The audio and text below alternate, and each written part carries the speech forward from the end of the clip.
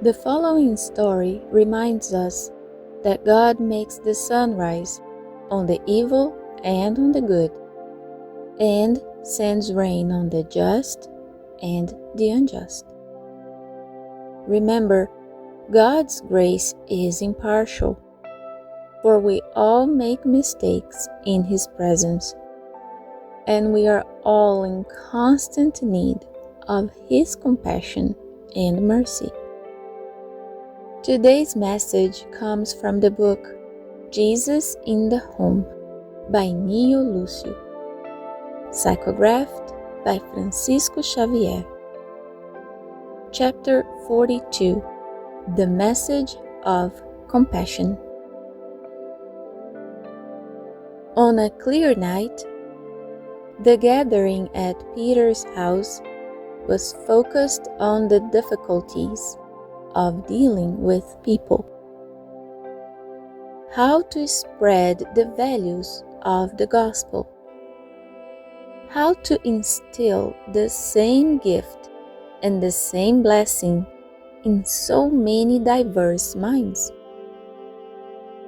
After a long fraternal discussion, during which Jesus had remained completely silent, John was concerned about the subject and asked him, "Lord, what are we supposed to do when slander shreds our hearts?" "Take pity on the slanderer and work for the good of all," the heavenly messenger responded, smiling, "because love undoes the darkness of evil, and work destroys disrespectful thoughts." "Master," asked James, the son of Zebedee, "and how are we to act when someone brutally attacks us?" "Those who are led by violence," added Christ kindly, "must either be crazy or poisoned. Help them regain their senses." "Lord," asked Judas with fiery eyes, "and when those who offend us are clothed with respectable authority, whether as a prince or a priest, with all the appearance of a conscientious and normal leader? The serpent can hide itself in a bunch of flowers, and there are worms that live in the most beautiful-looking fruit. Those in authority who show that they are violent and cruel are ill. Take pity on them, because they are sleeping in a nightmare of dark illusions from which they will have to awaken someday.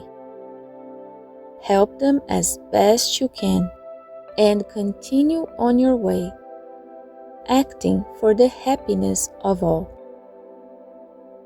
"Master, and when our house is hit by crime, what am I supposed to do when faced with someone who has betrayed my trust, who has dishonored my name, or who has shed blood in my home?"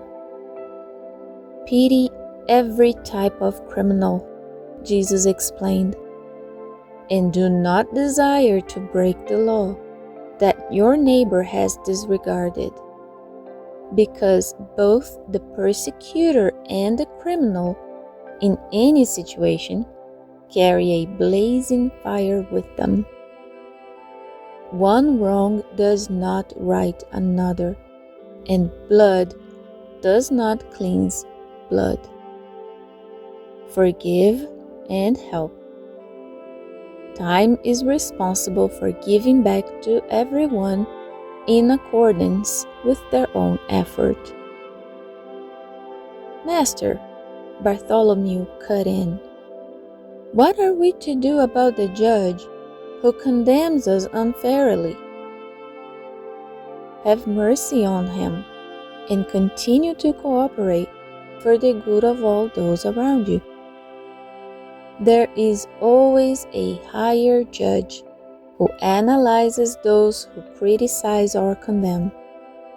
And beyond one horizon, other broader and more luminous horizons unfold. Lord, asked Thaddeus, what are we supposed to do about the woman we love when she suffers a moral downfall? Jesus gazed at him tenderly and asked in turn, isn't the inner suffering that afflicts her day and night punishment enough? A balsamic silence fell over the group, and when he saw that the disciples didn't have any more questions, the Lord concluded, if we intend to banish ills from the world, we must cultivate the love that sympathizes with the service that edifies for the happiness of all. Do not deceive yourselves. Time is an inflexible instrument of the law that gives to each of us according to our deeds.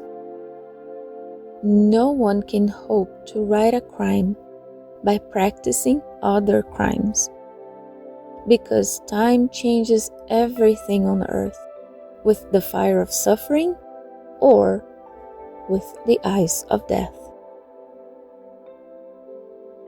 We are all called to reflect God's compassion by offering our kindness and forgiveness to everyone, especially when it is most difficult to do so, for that is where true virtue lies. Every time we extend our compassion to others, we make a little more room in our hearts for God's love to dwell in there. May His presence bring you peace and the hope of a happier life. So be it.